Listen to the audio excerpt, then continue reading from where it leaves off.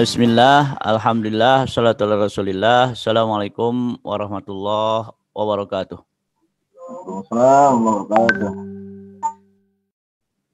Pertama, alhamdulillah alamin wa bihi nasta'in ala umuri dunya waddin. Assalatu wassalamu ala asyrafil anbiya'i wal mursalin wa ala alihi wa sahbihi ajmain. Amma ba'du.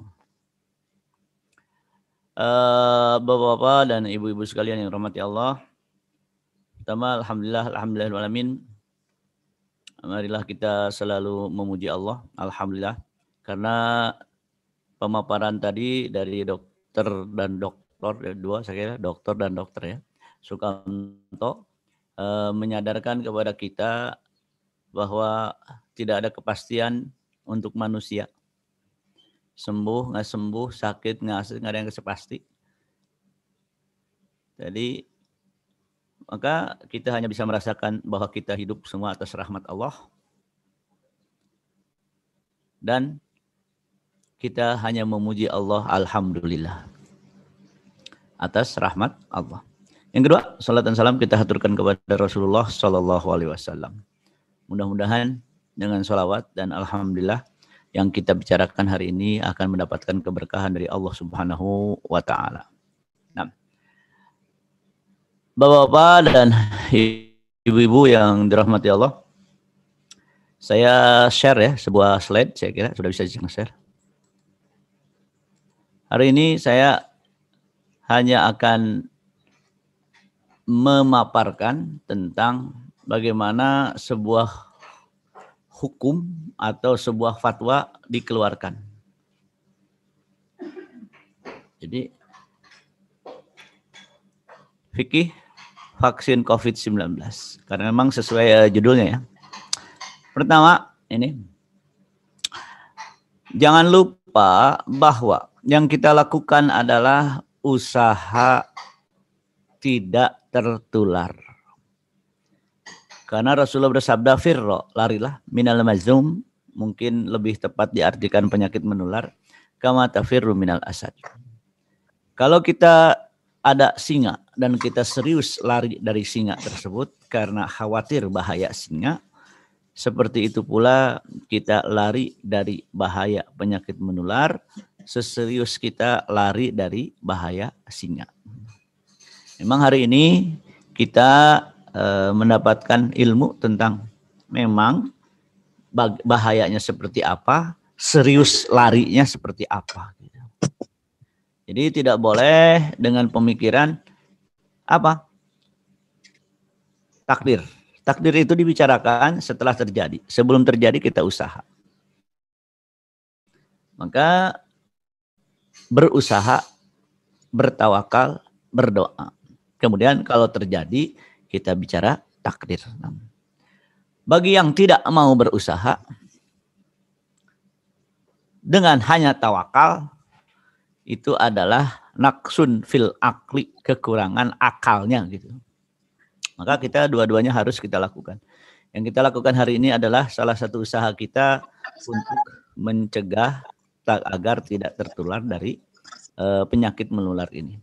Yang menarik, apakah mendapat pahala syahid seseorang yang tidak berusaha menghindar dari penyakit ini kemudian kena? Saya kira yang seperti itu tidak mendapatkan pahala syahid karena dia tidak menghindar. Bagi yang menghindar kena juga, nah itu loh adalah berpahala, mendapatkan pahala syahid seandainya kena penyakit tersebut. Jadi tadi protokol kesehatan yang kita lakukan adalah bagian dari usaha. Mudah-mudahan ini semua kita niatkan lillahi ta'ala dan kita mendapatkan pahala dari Allah karena melakukan perintah, yaitu lari dari penyakit menular, seserius kita lari dari singa. Nah, ini menjadi bahan pemikiran atau katakanlah prinsip dasar bagi kita, bahwa kita itu memang disuruh berusaha. Disuruh berusaha. Kemudian, nah sekarang kita masuk angka fatwa kontemporer. Tadi yang kita lakukan hari ini, yang sesi pertama adalah deskripsi masalah. Kalau kita mau berbicara apa hukum COVID-19, maka langkah pertamanya deskripsi masalah. Tidak langsung cari Quran dan Sunnah. Deskripsi masalah. Jadi sudah kita mendapat pemaparan.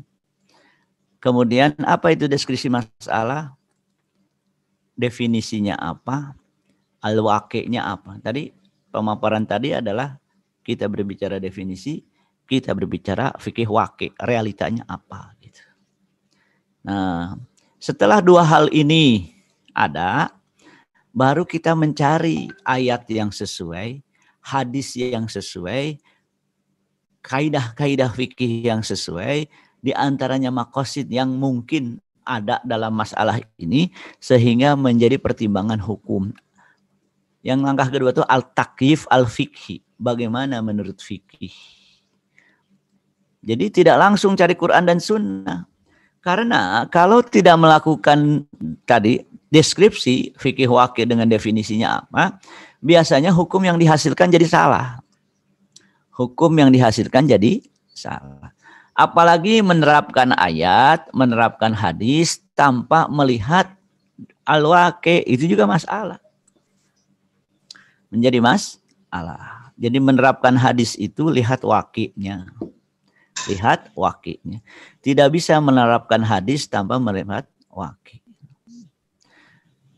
Jadi ada definisi, ada fikih waqi'. Setelah ini jelas, baru kira-kira ayat, hadis yang sesuai dan tepat dengan masalah yang dihadapi apa.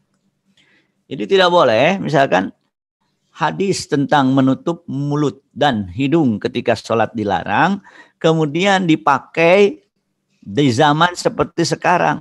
Hadis itu tidak tepat karena ada fikih waqi'. Pakai tangan lah, dipindahin itu ada tanaman yang ditanam. Naam. Oh, jangan itu kayak kemarin kayak itu. Ini ada yang tidak di mute ya? Di unmute aja. Halo. Ustaz sudah Ustaz. Jadi dalil syariat itu tidak bisa langsung diterapkan kecuali melalui deskripsi tadi. Misalkan kaidah fikih yang tepat yang mana gitu. Melihat deskripsinya dulu. Masalah yang pernah ada di zaman dulu ada nggak misal yang seperti itu? Di dalam buku-buku fikih ada nggak yang misal dengan itu? Gitu. Kemudian dilihat pertimbangan maqasid syariah. Jadi bapak-bapak dan ibu yang saya hormati, dalam menentukan fatwa untuk masalah kontemporer, tidak langsung Quran dan Sunnah, tapi juga ada langkah-langkahnya. Nah, sekarang berdasarkan informasi yang kita terima dalam pemaparan di sesi pertama, kita akan melihat dalil syariat yang tepat mana sesuai dengan kondisinya. Kenapa? Karena kalau tidak sesuai dengan kondisinya jadi salah. Kemarin saya sholat Jumat di Keranggan, di Masjid Putih Keranggan, di Bekasi. Apa yang menarik? Nggak ada protokol kesehatan. Yang pakai masker sedikit sekali. Ada beberapa orang, termasuk saya. Saya berpikir masjid ini menerapkan hadis tentang larangan sholat menutup hidung dan mulut. Di mana salahnya? Waqi'nya nggak diperhatikan. Jadi hadis itu tidak tepat dipakai karena situasinya berbeda. Maka nanti yang diambil adalah kaidah fikih tentang ad-darar yuzal gitu. Hari ini kita akan lihat kaidah tersebut. Nah, sebelum difatwakan lihat juga situasi yang ada gitu.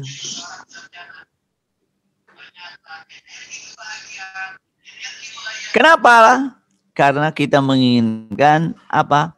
Satu hukum yang tepat disebut as-shawab dan bukan yang al-khata', tidak tepat. Nah,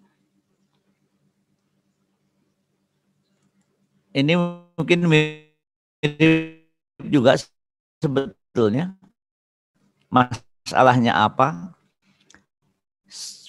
fikih waqi'nya apa, baru nyari ayat yang tepat sesuai dengan maqasid yang ada. Tidak bisa menerapkan hadis langsung tanpa melihat situasi. Tadi sudah saya kira fikih waqi'nya sudah hari ini. tadi ada pertimbangan-pertimbangan yang disampaikan, ada fikih muwazanah, pertimbangan aulawiyat, ya prioritasnya mana, fikih ma'alat, prediksi ke depan seperti apa, baru dipukul fikih tanzil, baru keluar namanya fatwa atau bayan. Jadi dalam hal ini sekali lagi, tidak langsung Qur'annya mana, sunnahnya mana, hadis sahihnya mana, enggak. Harus pertimbangan beberapa hal. Nah, sekarang kita lihat bagaimana tadi informasi sudah kita terima ya. Yang saya kira banyak yang di bidangnya, banyak yang tenaga kesehatan lebih memahami gambaran dari vaksin tadi. Kalau divaksin dengan tidak divaksin lebih efektif mana fikih muwazanah? Dari sisi biaya dan kan fikih ma'alat nanti prediksinya gimana ke depan? Fikih-fikih ini.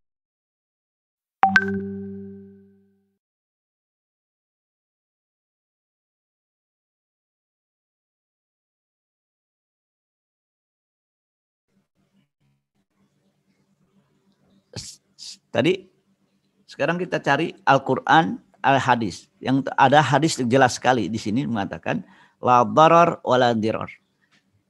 La darar, jangan membuat sesuatu yang membahayakan. La dirar, jangan membalas bahaya dengan bahaya lagi. Jadi ada orang kesal, udah kena COVID, kemudian dia membalas, pokoknya semuanya harus kena COVID. Itu namanya membalas bahaya. Kalau darar, nah la darar di sini jangan menimbulkan bahaya. Maka tidak pakai masker berarti tidak mengamalkan hadis la darar. Tidak jaga jarak, la darar. Bagaimana COVID? Kan la darar. Tidak boleh membuat sesuatu yang membahayakan. Ini menjadi kaidah umum. Jadi kalau tadi pertanyaannya, apa hukumnya vaksin? Secara umum, apa hukumnya vaksin? Kan vaksin mencegah bahaya. Hadis mengatakan la darar. Kalau apa hukumnya vaksin? Pada dasarnya vaksin adalah wajib, sunnah, pemubah. Wajib, karena mencegah bahaya itu wajib. La darar. Atau, nah ini, tidak sekedar ayat atau hadis, biasanya juga tadi ada namanya kaidah fikih. Kaidah ini mengatakan segala sesuatu yang berpotensi menimbulkan bahaya harus dicegah. Apa yang menarik dari kalimat bahaya? Bahaya itu didefinisikan sebelum terjadi. Maka ad-darar yuzal, kemungkinan terjadinya bahaya harus dihilangkan. Bahaya itu bukan setelah terjadi. Bahaya itu sebelum terjadi. Maka kalau tadi apa hukum COVID vaksin? Pertanyaannya nanti pertimbangan. Apakah ada kepastian dengan vaksin mencegah bahaya? Bahayanya apa? Kena COVID. Kemudian ada pertanyaan menarik. Kan kematian COVID cuma 3%. Apakah sudah sampai derajat bahaya yang harus dicegah? Yang namanya bahaya itu, kemungkinan bukan kepastian. Kemungkinan. Jadi pencegahan, maka kalimat subhanallah, kalimat ad-darar di sini kan bahaya yang mana kemungkinannya bukan kepastiannya. Kan masalah mati urusan takdir. Kan takdir tidak dibicarakan sebelum terjadi. Kalau sudah meninggal takdir. Kalau masih dalam konteks berusaha. Nah, ya kita tidak bicara takdir. Oleh karena itu kalimat ad-darar yuzal di sini sekali lagi akan melandasi hukum. Apa sih hukum vaksin? Jelas. Ad-darar yuzal. Boleh. Bahkan dalam pepatah mengatakan al-wiqayatu khairun minal ilaj. Yang namanya mencegah itu lebih baik daripada abadi. Jadi ya, kaidah ini bersifat mencegah terjadinya suatu bahaya. Kena COVID bahaya, kena penyakit bahaya. Firra minal mazlum kama tafirra minal asad. Segala kemungkinan terjadi bahaya harus dihilangkan. Segala kemungkinan. Biasanya pencegahan dilakukan sebelum terjadi. Berarti kaidah ini dan hadis ini sebenarnya menjawab secara mendasar. Apa sih hukum vaksin? Ya memang terkadang tadi memang disebutkan ada orang meragukan vaksin. Teman menulis buku tentang konspirasi di balik vaksin. Ketika di Sudan, orang Bandung dia tinggal di Bekasi sekarang, tidak mau disuntik polio, tidak mau, karena ini konspirasi Yahudi katanya. Oke, ketika anaknya lahir di Sudan, dua-duanya umur 3 atau 4 tahun, dua-duanya yang satu 4 tahun atau 3 tahun atau 3 tahun 2 tahun, lupa saya. Dua-duanya kena polio dan tidak bisa jalan. Jadi umur 2 tahun dan 3 tahun nggak bisa jalan. Nah, masalahnya adalah kita tidak berpikir ini konspirasi atau tidak konspirasi. Bahayanya nyata atau tidak, gitu aja. Tadi saya lihat di chat pertanyaan, ini konspirasi atau bukan? Pertanyaannya, mau konspirasi atau bukan, apakah bahayanya nyata atau tidak? Ketika kemarin di sini di Tanah Sarea ada yang meninggal, Ustaz Ahmad Hidayat Allahyarham. Akhirnya ditulis di yakinlah bahaya COVID itu nyata. Jadi ini bukan masalah konspirasi atau tidak konspirasi, masalahnya bahayanya adalah nyata. Maka konsep kita mengatakan segala kemungkinan bahaya harus dicegah. Maka dari sini COVID, vaksin saya kira kalau memang tadi kepastian, ya bukan kepastian sembuh ya, kepastian tercegah, kemungkinan besar tercegah dari COVID, ya sudah. Itu menjadi sesuatu yang disyariatkan melakukan vaksin. Tapi masalah aman, apakah ini ada aman atau tidak aman, tadi kan sudah dibahas. Bahwa tidak sembarangan mengeluarkan vaksin yang kemungkinan tidak aman. Kadang-kadang subhanallah. Aman, apakah nanti di balik vaksin ada sesuai dengan apa tadi pertanyaan, ada chip yang disisipkan sehingga kita, nah itu memang hal-hal lain yang perlu dipastikan. Nah, dalil lain mengatakan al yakin la yazulu bisyak. Kalau berita seperti itu tidak sampai yakin, masih dalam derajat asyak, kemungkinan terjadi, kemungkinan tidak, sebenarnya nggak usah dianggap. Gitu. Karena masalahnya asyak. Yang yakinnya mana? Bahaya. Ya sudah kalau begitu, lakukan vaksin kalau memang tadi sudah direkomendasikan dan aman untuk dipakai. Kemudian rahimahullah. Nah ini, tadi ada pertanyaan, bagaimana kalau vaksinnya justru menimbulkan penyakit lebih besar atau vaksinnya justru menimbulkan kematian? Tadi kan sudah dijawab ya, bahwa kematian kadang-kadang bukan masalah vaksinnya, mungkin ada penyakit bawaan lain gitu. Namun secara umum dalam fikih atau kaidah fikih mengatakan yang namanya bahaya itu tidak bisa dicegah dengan bahaya yang setimpal. Maka nanti dipastikan dulu, apakah memang dengan vaksin akan lebih meringankan atau dengan vaksin justru tambah bahaya, atau makanya bahaya tidak bisa dicegah dengan bahaya lagi. Jadi tadi kan ada beberapa pertanyaan. Ada beberapa pertanyaan tentang tadi saya nggak bisa nge-screenshotnya, tapi salah satu slide-nya itu pertimbangan. Kalau begini, kalau bahayanya sama, berarti vaksinnya nggak usah. Kenapa? Bahayanya sama, pakai vaksin nggak pakai vaksin. Ad-darar la yuzalu bimisli, bahaya tidak dicegah dengan bahaya yang semisal.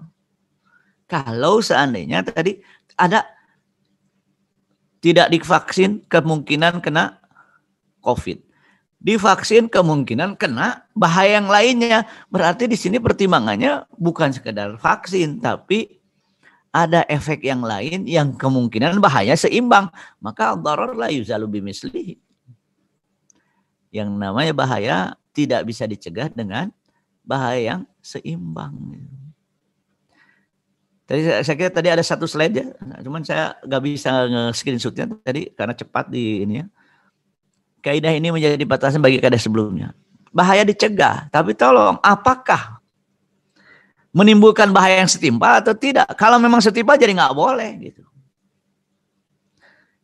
Bahaya memang harus dicegah, dalam pencegahannya tidak boleh dengan melakukan bahaya yang sederajat. Maka nanti ya sekali lagi ini kan masalah kepercayaan informasi gitu. Kita kadang-kadang ya sekarang di zaman medsos ini kita jadi bingung. Ini informasi yang valid yang mana sih? Apalagi tadi menterinya juga main ngomong aja gitu kan. Secara ilmuwan nggak mungkin Desember ini main. Sekali bermenteri kok nggak informasinya nggak valid gitu. Tadi katanya apakah COVID mungkin vaksin COVID mungkin bulan Desember? Secara penelitian vaksin kayaknya nggak mungkin gitu. Kan kita jadi, gimana sih ini informasi? Ya sekarang dalam keadaan seperti ini kita melihat validitas informasi yang kita terima. Jadi kaidah-kaidah ini tergantung informasi yang diterima nanti. Tergantung informasi yang diterima. Nah, kemudian terimakumullah. Nah ini pertanyaan selanjutnya. Kalau terbuat dari unsur haram bagaimana? Kalau terbuat dari unsur haram. Pertanyaannya, apakah pasti unsurnya haram? Kalau dipastikan unsurnya haram, maka nanti kaidahnya akan berbicara dengan kaidah ini. Dua hal bahaya, besar dan kecil. Maka kalau seandainya bahaya besar, kematian, tidak bisa dicegah kecuali melakukan bahaya yang lebih kecil, maka bahaya yang lebih besar dicegah walaupun harus melakukan bahaya yang lebih kecil, yaitu dengan melakukan haram. Jadi ada haram. Satu haram apa? Haram memakan yang hukumnya najis atau hukumnya haram. Yang kedua, kematian. Mana yang lebih besar? Kematian. Mana yang lebih kecil? Memakan haram. Maka memakan yang haram dikorbankan, harus dilakukan untuk mencegah bahaya yang lebih besar. Nah, kaidah ini juga, misalkan dalam situasi ini pasti terbuat dari benda najis. Pasti. Terus bagaimana? Dilihat kondisinya. Kalau kondisinya tadi tidak separah atau kemungkinan menimbulkan kematiannya terlalu kecil, maka tidak bisa dikorbankan memakan yang haram. Tapi kalau kemungkinan besar akan melahirkan kematian, maka yang haram dilanggar. Bukan dilanggar sebetulnya, dibolehkan. Kenapa? Idza ta'aradu mafsadatani, apabila dua bahaya saling bertentangan, bahaya yang lebih besar harus dijaga dengan melakukan bahaya yang lebih kecil. Bahaya dalam bahasa fikih itu haram. Ada dua haram, besar dan kecil. Haram besar harus dicegah walaupun melakukan haram kecil. Kalau kita pasti misalkan dipastikan dengan COVID ini, dan COVID ini, vaksin COVID ini mengandung apa? Unsur haram, unsur babi. Bagaimana lihat potensi bahayanya? Kalau tidak bisa dihindari kecuali harus memakainya, akhirnya seperti dulu fatwa tentang memakai vaksin meningitis. Nah, saya ulangi, kalau dipastikan unsurnya haram. Kalau dipastikan unsurnya haram. Kemudian juga ini sering didengar kalimat ini bahwa yang namanya ad-darurat tubihul mahdurat. Memang haram, tapi dalam kondisi kalau tidak. Nah, ini agak beda kalau ini dengan yang tadi. Kalau ini dalam kondisi tidak dilakukan pasti mati gitu. Ad-darurat itu apa? Kebutuhan terhadap sesuatu apabila tidak dipenuhi maka akan mengakibatkan kematian. Ad-darurat tubihul mahdurat. Kalau yang pertama tadi pertimbangan besar kecil. Kalau ini kayaknya pasti nih kalau nggak makan pasti mati. Ya mungkin yang di dalam Al-Quran disebutkan yang namanya daging babi itu kalau pun haram, ketika dalam kondisi kau tidak dimakan pasti mati, maka pertimbangannya hukumnya berubah. Daging babi tersebut menjadi boleh. Hukumnya berubah. Maka wajib dimakan. Nah sekarang kalau derajatnya sudah sampai al-darurat, kalau tidak divaksin, pasti menimbulkan kematian. Nah, masalahnya kalau tidak divaksin dan vaksinnya adalah, jadi tadi kalau vaksinnya halal maka pencegahan didahulukan. Bagaimana vaksinnya haram dilihat derajat darurahnya. Pasti atau tidak? Kayaknya pasti nih kalau nggak divaksin pasti kena COVID mati. Di sini lain lagi jadi hukumnya. Seandainya ada mengandung benda yang haram. Kenapa saya ulang-ulangnya ada benda yang haram? Nanti saya akan membahas juga apakah kalau bahasa Arab al-jilatin, kalau bahasa tulus bahasa Arab gelatin ya, yang terbuat dari babi halal apa haram? Nanti di belakang ada. Tapi di sini seandainya dipastikan bahwa bahan yang membuatnya itu adalah dari unsur babi, dipastikan. Kemudian hadirin rahimakumullah. Nah ini hukum vaksin COVID-19 tergantung data yang diperoleh dari riset. Makanya tadi saya kemarin tanya mau yang mana dulu? Ya harus secara risetnya dulu. Kenapa? Karena hukum itu tidak langsung difatwakan, tapi harus melalui identifikasi masalah, fikih waqi, sehingga tasawurnya itu tepat. Apa itu tasawur? Persepsinya atau deskripsi terhadap masalahnya tepat. Al-hukmu ala syai' far'un an tasawwurihi, yang namanya menentukan hukum itu harus didahului apa? Deskripsi masalahnya apa? Tadi masalah bahaya tidak bahaya, tanya. Ini bahaya atau tidak bahaya? Kalau begitu dalam kondisi COVID, vaksin dan bersih dari unsur haram, lakukan. Tapi misalkan dipastikan informasinya valid tentang apa? Ini sebetulnya untuk melemahkan itu dan ini. Itulah. Maka nanti ada sampai di mana validitas informasi. Kedua tadi, terbuat dari unsur haram. Ada lagi kaidahnya. Di antaranya apa tadi? Mana haram besar, haram kecil. Atau bahkan sampai derajat apa? Kalau tidak dilakukan pasti mati, maka hukumnya jadi wajib. Jadi kalau derajatnya tidak dilakukan pasti mati, itu wajib melakukannya. Bapak-bapak dan ibu yang saya hormati, maka informasi tadi, deskripsi masalah untuk pertimbangan maslahah dan mafsadah. Dari mana diketahui maslahah mafsadah? Fikih waqi. Enggak, akhir-akhir ini saya sedang menyampaikan tentang fikih waqi. Karena kalau tidak fikih waqi menjadi apa? Fatwa tidak bijak. Jadi informasi tadi untuk pertimbangan mana maslahat, mana mafsadah, mana hal yang mendatangkan manfaat, mana hal yang mendatangkan bahaya. Maslahat mafsadah ya. Diperoleh dari mana? Tadi dari sesi pertama deskripsi tentang masalah. Ada hal yang menarik dalam fikih yang namanya najis. Apabila berubah menjadi zat baru, maka sudah tidak najis.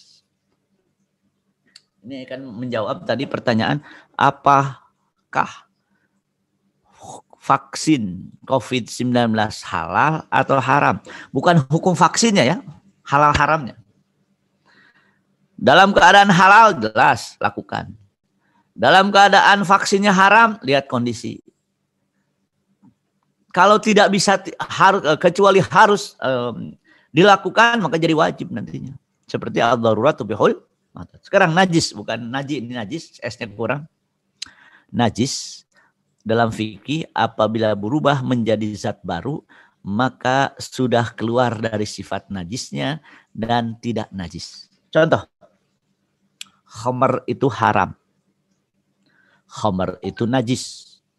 Tapi khamr kalau berubah jadi cuka, khamr sudah tidak najis lagi karena sudah menjadi zat baru yaitu cuka.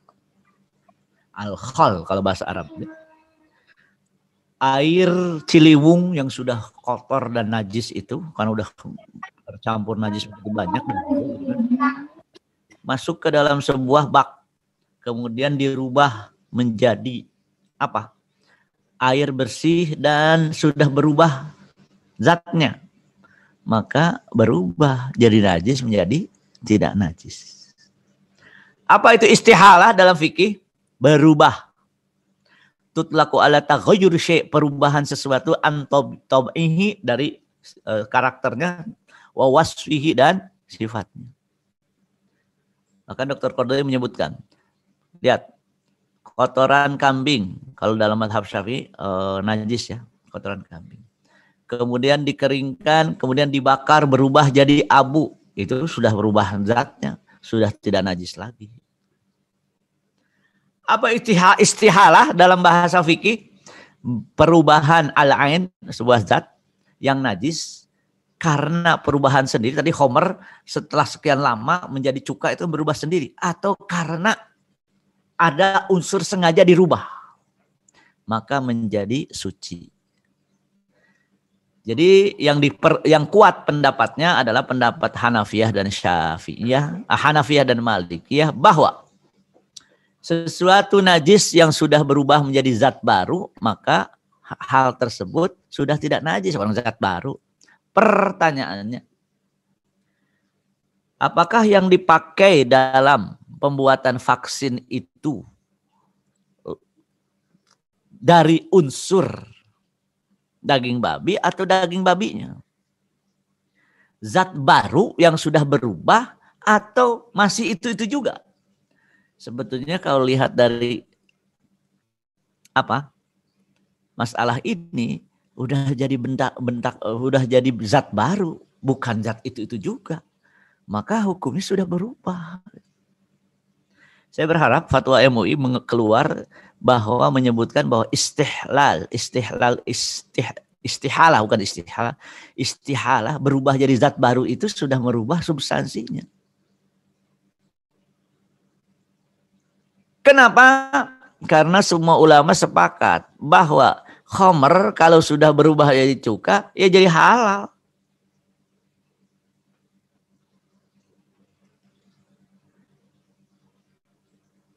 Seluruh benda najis, kalau sudah berubah menjadi zat baru dan suci, maka jadi suci.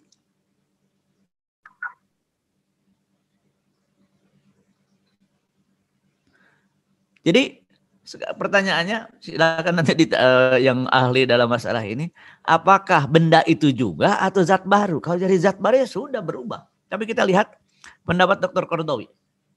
Kata beliau, kalau berubah menjadi zat yang lain, maka halal. Ini pertanyaan tentang gelatin ya, dalam bahasa Arab ditanya, bagaimana sih hukumnya? Kata beliau, saya punya teman gitu. Dia menyebutkan wa ana sami'tu min akhuna. Ini salah min akhuna, salah min akhina. Dr. Muhammad Al-Hawari. Dia mendengar ada seorang dokter Muhammad Hawari mengatakan dia termasuk ilmuwan yang meneliti masalah ini di Jerman. Beberapa tahun, pengalamannya udah lama. Dia mempunyai penelitian dan mengatakan ya, mu'dhamu hadhil asya mungkin tu'khad wa yu'mal minhu. Jadi hal-hal seperti ini sebenarnya sudah berubah menjadi zat baru. Maka kalau seperti itu kata beliau sudah menjadi zat baru dan sudah bukan najis lagi. Maka dari hal ini sebetulnya apa yang terjadi? Kalau sudah berubah, saya kira yang dipakai bukan daging babi itu. Bahkan dalam fikih itu dipertanyakan, apakah daging babi haram? Haram jelas, ijma itu jelas. Apakah kan daging atau yang putih itu lemak babi ya, sama haram, sepakat. Tapi mereka bertanya, tulang babi haram nggak? Ada yang mengatakan haram, ada yang tidak. Tulang babi najis nggak? Ada yang mengatakan najis, ada yang tidak. Kenapa? Kan dalam Quran daging, bukan tulang. Nah, akhirnya terimakullah dalam hal ini, sekali lagi, apalagi kalau sudah berubah. Kan daging babi terdiri dari unsur-unsur yang ada membentuk daging babi. Kalau hanya diambil satu unsur saja, bukan daging, berarti kan tidak memenuhi kalimat daging babi, orang cuma satu unsur yang diambilnya gitu. Nah, jadi ya terimakullah kalau sudah berubah menjadi zat baru dan dikatakan dalam pendapat Dr. Qaradawi ini, itu sudah jadi zat baru. Sudah jadi zat baru. Nah, terakhir saya ingin mengingatkan bahwa lihat hadis ini. Dalam Sahih Muslim diriwayatkan hadis Jabir bin Abdullah. Jabir bin Abdullah ini termasuk sahabat yang masuk Islamnya belakangan. Maka riwayat Jabir ini menjadi lebih kuat daripada riwayat yang lain. Rasulullah bersabda, likuli da'in dawa. Rasul bersabda, likuli dawain dawa. Da'in dawa. Yang namanya penyakit ada obatnya. Likuli da'in dawa. Fa'idha asoba dawaun ada. Nah, kalau obat itu tepat mengenai penyakit, mengenai penyakitnya, ini kurang penyakitnya, sembuh. Tapi catatannya dengan izin Allah. Apa yang menarik dari hadis ini? Asoba. Asoba itu, saya dengar kalau ketika khutbah di masjid dengan Dr. Ferry, beliau mengatakan gini, yang namanya obat itu individu. Bisa jadi obatnya sama, sembuhnya beda katanya. Saya bilang kalau dalam hadis itu tidak asoba. Kalau tepat, kalau obat itu tepat, sembuh. Kalau nggak tepat, walaupun sama obatnya, yang satu sembuh, satu nggak sembuh. Kenapa? Lihat, baro'a, sembuh. Dengan apa? Biiznillah. Maka tadi saya menarik juga, saya catat tadi dari penjelasan ini. Kita berdoa. Berdoa di sini bukan berdoa berhasil. Berdoa di sini kita berdoa. Mudah-mudahan Allah mengizinkan sembuh. Kan tadi sama di vaksinnya, yang satu meninggal, yang satu hidup. Ini namanya apa? Obat idza asoba. Kalau tepat, kalau nggak tepat, tadi siapa tadi yang divaksin apa ya?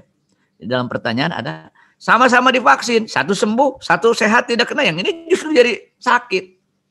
Karena masih ada unsur, ternyata dari uraian tadi kita melihat sebetulnya manusia memang hanya berusaha. Ketika ditanya, apakah ada kepastian berhasil? Ya, tergantung lagi. Berarti banyak tergantungnya kita hidup ini.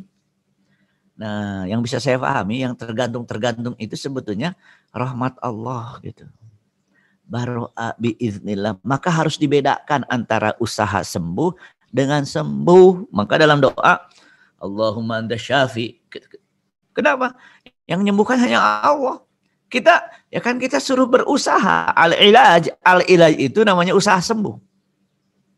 Jadi kalau bahasa Arab ada dua, al-ilaj, usaha sembuh, asyifa sembuh. Syifa sembuh bukan urusan kita, itu urusan Allah. Tapi al-ilaj itu urusan kita gitu. Usaha urusan kita, hasil bukan urusan Allah. Maka saya sering mengatakan juga kepada beberapa ikhwah mengatakan gini ya, kita kan disuruh berusaha saja. Urusan hasil urusan Allah. Maka yang sedang dilakukan dalam vaksin dan itu kan dalam bab usaha. Namun yang tidak boleh adalah tadi memastikan keberhasilan. Yang itu juga tidak boleh. Saya sering menyebutkan jangan sampai kita jatuh ke dalam kemusyrikan teknologi. Yaitu apa? Dengan teknologi kita lupa Masya Allah sesuai kehendak Allah. Apa itu at-taufiq minallah? Kebetulan nama saya Taufik. At-taufiq minallah itu usaha kita sesuai dengan keinginan Allah, maka berhasil gitu. Maka likuli da'in dawa. Iya. Setiap obat, setiap penyakit ada obatnya. Tapi kalau tepat dengan orangnya sembuh. Atas apa? Atas izin Allah. Masalahnya tepat nggak tepatnya kadang-kadang. Tadi disebutkan bagaimana tepat tidak tepat, kondisi kesehatannya memungkinkan menerima vaksin sehingga efektif. Kondisi kesehatannya tidak memungkinkan menerima vaksin, jadi nggak efektif. Di situ rahmat Allahnya gitu. Di situ biiznillahnya, dengan izin Allah. Hadirin terakhir saya ingin mengingatkan bahwa kita ini kadang-kadang karena sudah tahu sebab akibat dalam kalau begini pasti begini, kalau begini kalau begini. Ini penyakitnya karena begini, nanti kasih begini jadi sembuh gitu. Ini karena bakterinya dibunuh menjadi sehat.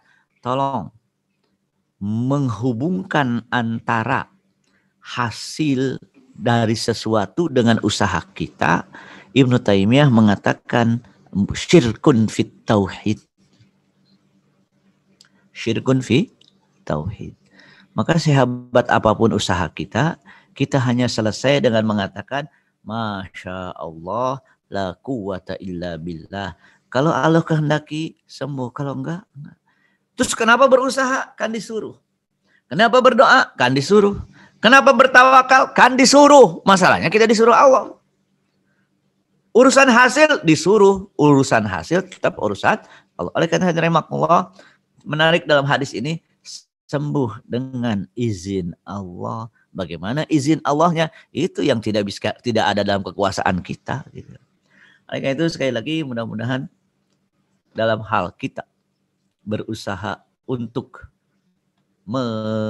katakanlah tadi COVID, vaksin COVID itu adalah bagian penting dari usaha kita. Bagian penting dari usaha kita. Bagaimana hukumnya? Saya kira sudah tadi disampaikan. Yang mudah-mudahan kalau lihat ad-darar yuza la darar, tidak boleh menimbulkan bahaya, berarti seharusnya ada anjuran. Ada anjuran untuk apa? Untuk berusaha menghindar dari penyakit. Maka kalau sudah pasti dipastikan oleh BP POM dan ini aman, ya kita sebaiknya anjurannya melakukan aksi. Saya gini yang saya sampaikan.